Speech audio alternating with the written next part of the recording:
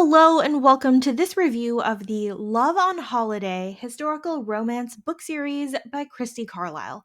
I'm Olivia, your favorite resource for book recommendations you can easily screenshot, and you're watching Random Olive Reads. First up is Duke Gone Rogue.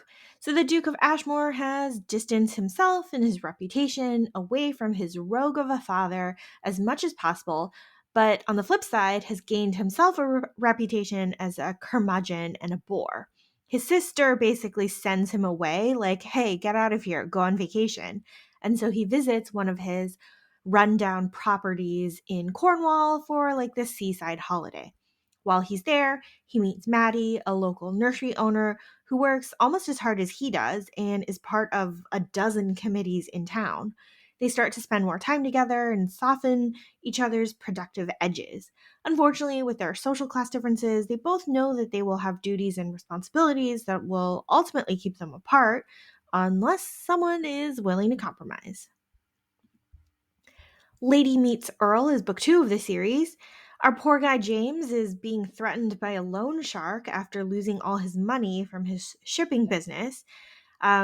Meanwhile, he has inherited an earldom from his estranged uncle, but finds out that the estate is in debt with only one property potentially worth selling.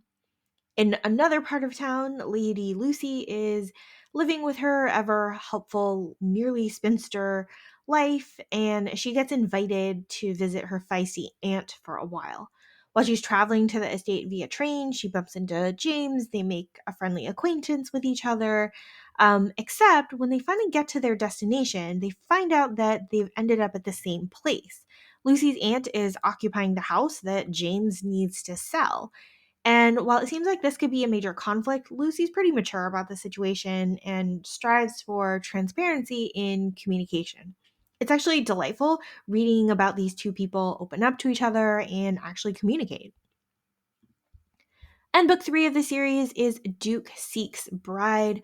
Our guy Alex is a new duke with a marriage stipulation in his father's will, saying that he needs to marry within 6 months to keep his castle in Ireland.